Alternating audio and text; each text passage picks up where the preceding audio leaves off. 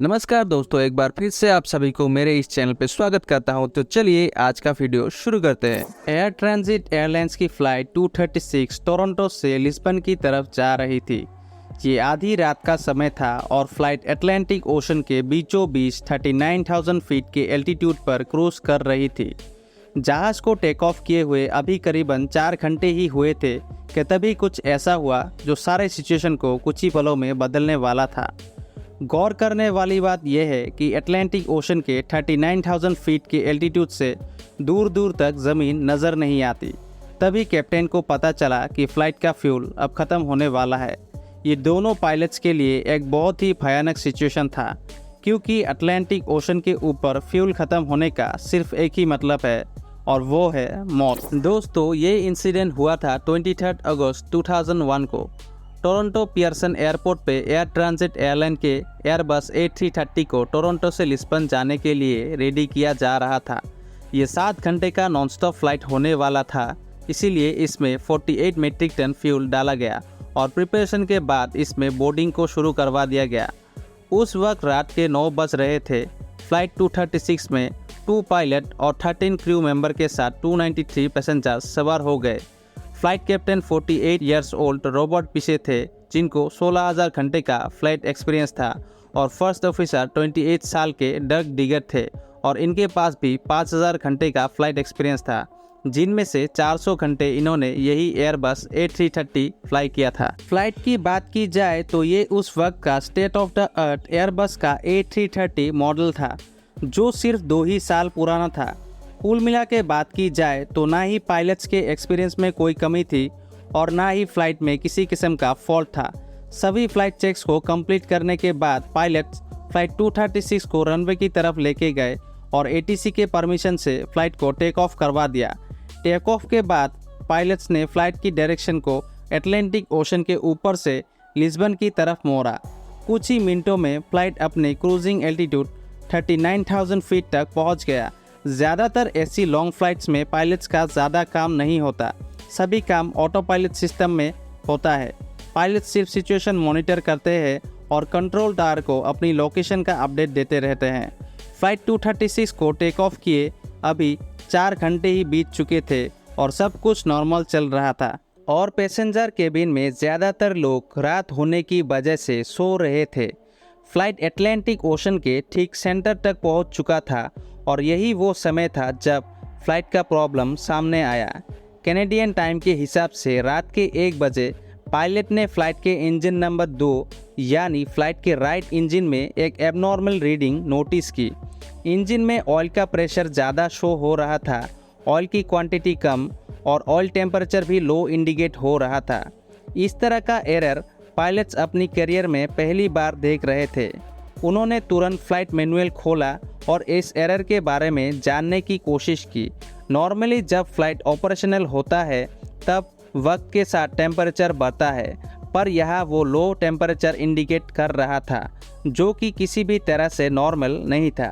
उनको flight manual में इस एरर के बारे में कोई भी इंफॉर्मेशन नहीं मिली। पायलट्स ने कनाडा में एयर ट्रांजिट के मेंटेनेंस यूनिट को कांटेक्ट किया और इस प्रॉब्लम के बारे में बताया, लेकिन अनफॉर्चुनेटली मेंटेनेंस यूनिट को भी इस प्रॉब्लम के बारे में कुछ पता नहीं था।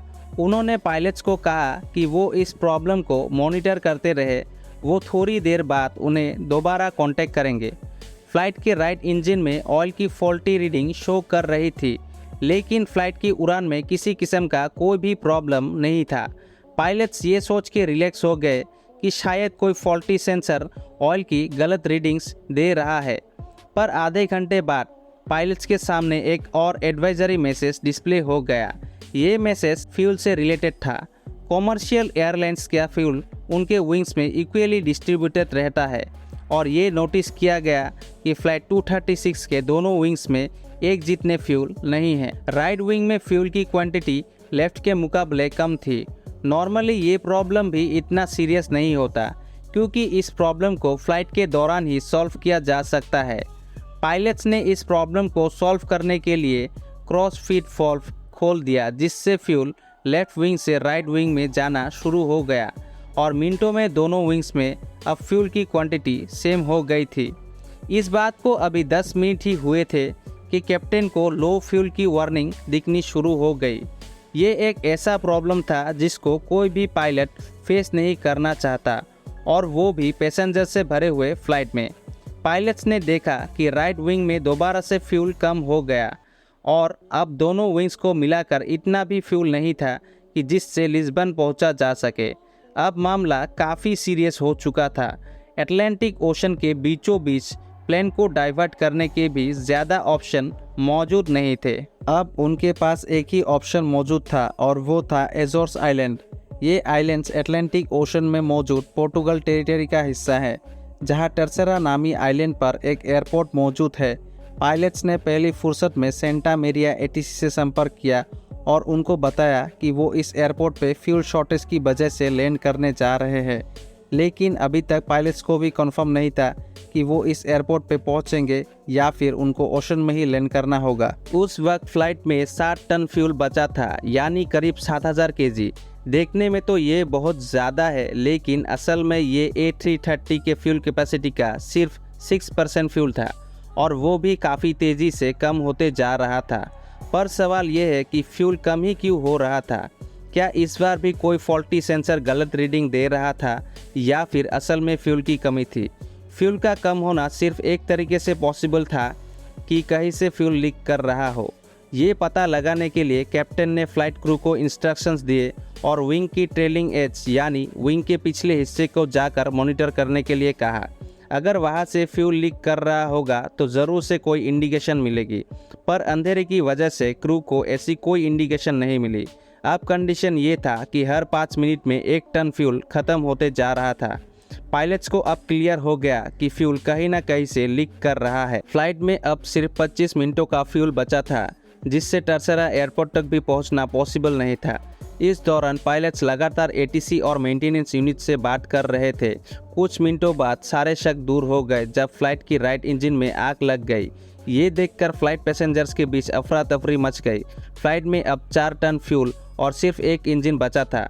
इस एक इंजन पे फ्लाइट का क्रूज करना पॉसिबल नहीं था, और अब धीरे धीरे फ्लाइट का एल्टीट्यूड भी कम होना शुरू हो गया। दूसरी तरफ टर्सेरा एयरपोर्ट पे इमरजेंसी शुरू हो गई। फायर ब्रिगेड और इमरजेंसी क्रू ने हर तरह की सिचुएशन से निपटने के लिए अपनी तैयारी शुरू कर दी। फ्लाइट अब टर्सेरा एयरपोर्ट से अभी भी 240 किलोमीटर दूर था, और उसमें अब 600 केजी तक का फ्यूल बचा था। इतने में वही हुआ जिसका डर लगा हुआ था। फ्लाइट का लेफ्ट इंजन फुल थ्रस्ट पे चलने की वजह से जल गया, और अब फ्लाइट 236 बिना इंजन के अटलांटिक ओशन के ऊपर ग्लाइड करने लगी। दोनों इंजन बंद होने की वजह से फ्लाइट के अंदर अंधेरा छा गया, क्योंकि इंजन की वजह से ही फ्लाइट का इलेक्ट्रिकल सिस्टम चलता है। लकीली फ्लाइट का ऑटोमेटिक टरबाइन बाहर आ गया, जो कि एयर स्पीड से इतनी इलेक्ट्रिसिटी जनरेट करता है जिससे कॉकपिट पे इंपॉर्टेंट इक्विपमेंट चल सके। अब टर्सेरा एयरपोर्ट 120 किलोमीटर दूर था। फ्लाइट 30,000 फीट तक नीचे आ गया था, और पायलट्स को ये डिस्टेंस सिर्फ ग्लाइड करके पार करना था। वर्स्ट केस ये था कि अगर फ्लाइट एयरपोर्ट तक पहुंच ही नहीं पाया तो उसको ओशन में ही लैंड करना पड़ेगा। इसी वजह से क्रू ने पैसेंजर्स को पानी में लैंडिंग के हवाले से प्रिपेयर करना शुरू कर दिया। ओशन में लैंडिंग हर तरह से खतरनाक होती है, क्योंकि अगर पैसेंजर इम्पैक्ट से बच भी गए तो पानी में डूब सकते हैं, और अगर पानी में नहीं डूबे तो ठंडे पानी की वजह से हाइपोथर्मिया से मर सकते हैं। नॉर्मली बिना इंजन के पैसेंजर प्लेन को ग्लाइड करना काफ़ी मुश्किल होता है। सब कुछ प्लेन के पिच कंट्रोल पे डिपेंडेंट था, जिसको पायलट मैन्युअली कंट्रोल कर रहे थे। फ्लाइट का एल्टीट्यूड 200 फीट पर मिनट के हिसाब से ड्रॉप हो रहा था, यानी अगले 15 मिनटों में या तो फ्लाइट एयरपोर्ट पहुंचेगा या फिर ओशन में। जब फ्लाइट का डिस्टेंस टर्सेरा एयरपोर्ट से 15 किलोमीटर रह गया, तब इसका एल्टीट्यूड 13,000 फीट रह गया, और नॉर्मली इतने डिस्टेंस पर एल्टीट्यूड 3,000 फीट होना चाहिए। अब अगर पायलट्स ने नोज डाइव करके अपना एल्टीट्यूड कम किया तो प्लेन की स्पीड बढ़ जाएगी, और इस मुकाम पे क्रैश लैंडिंग के चांसेस काफ़ी ज़्यादा होते हैं। इसीलिए पायलट्स ने फ्लाइट को वही एक 360 डिग्री चक्कर लगवाया। ये चक्कर जब कंप्लीट हुआ तब एयरपोर्ट से डिस्टेंस उतना ही था, पर एल्टीट्यूड 5,000 फीट तक ड्रॉप हो चुका था। ये एल्टीट्यूड ज़्यादा था, पर इतना भी ज़्यादा नहीं कि एक और 360 डिग्री चक्कर लगा सके। इसीलिए पायलट्स ने फ्लाइट को पोजीशन रनवे की तरफ मोड़ा और प्लेन को चंद एस टर्न्स लगवाए। एस टर्न्स की वजह से फ्लाइट का रनवे तक का डिस्टेंस थोड़ा बढ़ गया, और उसको एल्टीट्यूड कम करने का थोड़ा टाइम मिल गया। नॉर्मल हालात में लैंडिंग के वक्त फ्लैप्स ओपन रखे जाते हैं, जिससे ड्रैग जनरेट होता है और इंजन थ्रस्ट बढ़ा दिया जाता है, जिससे प्लेन की नोज ऊपर हो जाती है। पर फ्लाइट 236 के पास इंजन थ्रस्ट तो था नहीं, इसीलिए ये लैंडिंग नॉर्मल लैंडिंग से काफ़ी अलग और काफ़ी खतरनाक भी थी। पायलट के पास सिर्फ एक ही मौका था, या तो आर या फिर पार। आखिरकार प्लेन एक जोर के झटके के साथ रनवे पर लगा और 12 में से 8 टायर बर्स्ट हो गए। प्लेन को रोकने में थोड़ी मुश्किल तो हुई, लेकिन फाइनली वो स्किड करते हुए रुक ही गई। प्लेन लैंडिंग होते ही उसके लैंडिंग गियर में आग भड़क उठी, जिसको एयरपोर्ट क्रू ने जल्द ही कंट्रोल कर लिया। फ्लाइट 236 एविएशन हिस्ट्री का वो पहला और आखिरी पैसेंजर प्लेन था जिसने बिना इंजन के सबसे ज़्यादा टाइम तक ग्लाइड करने का रिकॉर्ड बनाया। बाद में जब राइट इंजन के फ्यूल लीकेज के इशू के बारे में इन्वेस्टिगेशन हुई तो मालूम पड़ा कि टोरंटो से टेक ऑफ से पहले मेंटेनेंस क्रू ने इंजन का एक पार्ट चेंज किया था, पर वो पार्ट किसी और प्लेन का था और लूज फिटिंग की वजह से उसमें वाइब्रेशन हुई, जिसने करीब से गुजरती फ्यूल लाइन को बर्स्ट कर दिया। इस घटना के बाद एयरबस ने फ्लाइट्स में नया सिस्टम इंस्टॉल किया, जिससे फ्यूचर में पायलट्स को फ्यूल लीकेज का पता चल सके। घटना के 1 साल बाद दोनों पायलट्स को सुपीरियर एयरमैनशिप अवार्ड से सम्मानित किया गया। आज का ये वीडियो यही तक था। अगर आप मेरे चैनल पर नए हैं तो मेरे इस चैनल को सब्सक्राइब कीजिए, वीडियो को लाइक कीजिए और अपने दोस्तों के साथ शेयर कीजिए। मिलते हैं एक नए वीडियो में, तब तक के लिए धन्यवाद।